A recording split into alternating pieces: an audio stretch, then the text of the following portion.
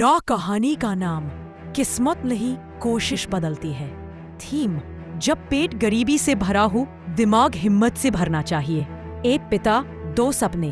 उत्तर प्रदेश के भोरपुर गांव में रहता था शिवलाल, एक रिक्शा चलाने वाला जिसकी उम्र और कंधे दोनों ही बोझ से झुके हुए थे। उसके बेटे आरव की आंखों में इतनी चमक थी कि शिवलाल हर रात थककर भी मुस्कुराता। शिवलाल हमेशा कहता, बेटा अगर मैं साइकिल चलाकर घर चला सकता हूँ तो तू दिमाग चलाकर दुनिया बदल सकता है। यही लाइन आरव की सबसे बड़ी पूंजी बन गई। टूटी चप्पलें लेकिन टूटे सपने नहीं। आरव बचपन में स्कूल की फीस नहीं भर पाया। गुरुजी उसे पसंद करते थे लेकिन गरीबी उसके पीछे पड़ी थी। एक दिन जब स्कूल की फीस न भर पाने पर उसे क्लास से बाहर निकाल दिया गया, वह घर आकर बहुत रोया।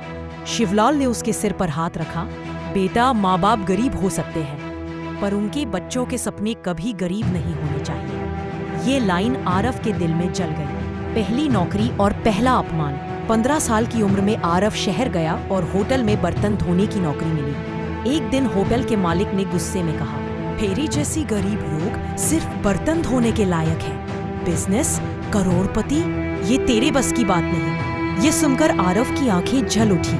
उसने मन में कहा, मैं देखूंगा एक दिन इसी शहर में मेरा नाम गूंजेगा। उस रात आरव ने कसम खाई, गरीबी नहीं किस्मत बदलूंगा। सीखने की आग होटल की बची हुई रोटियों से भूख मिटाकर आरव रात में लाइट पोस्ट के नीचे बैठकर मोबाइल रिपेयर सीखता था। यूट्यूब से पुराने टूटे फोन खोलकर धीरे धीरे उसने सब सीख लिया। कुछ ही महीनों में वह होटल स्टाफ के फोन ठीक करने लगा। लोग बोलते, ये लड़का आगे जाएगा। पहला छोटा बिजनेस होटल से 8,000 रुपए जमा हुए। आरव ने एक छोटी सी ठेली बनाई। मोबाइल डॉक्टर 86 रुपए रिपेयर। 99 रुपए में मोबाइल ठीक करने का अनोखा आइडिया पूरा शहर बोलने लगा। लोगों की लाइन लगने लगी। आरव रोज 15 से 20 फोन ठीक करता और थोड़ा थोड़ा बचत करता। बड़ा धोखा, सक्सेस देखते ही शहर के 2 बड़े दुकानदार परेशान हुए। उन्होंने उसके ठेले पर झूठी शिकायत लगा दी कि वह नकली पार्ट्स बेचता है। पुलिस आई और ठेला उठवा ले गई। आरव टूट गया। उसने सोचा, मैं गरीब हूँ। इस शाम को वह रिक्शे पर घर लौटा।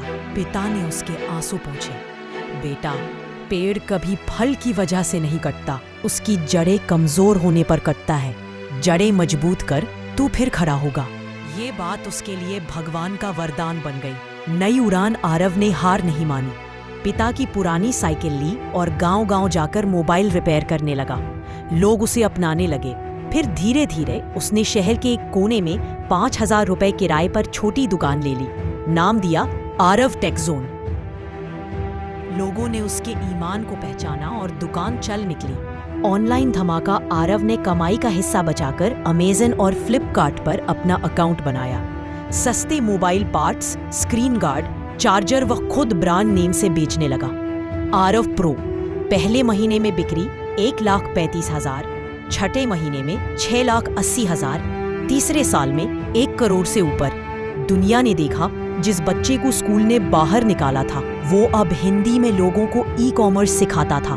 करोड़पति बनने का दिन एक दिन बैंक से कॉल आया, आरव जी आपके अकाउंट में 1 करोड़ रुपए से अधिक की ट्रांजैक्शन है, बधाई है। आंसू अपने आप बहने लगे। उसने सबसे पहले क्या किया, एक नई रिक्शा और फिर अपने पिता के लिए सुंदर घर खरीदा।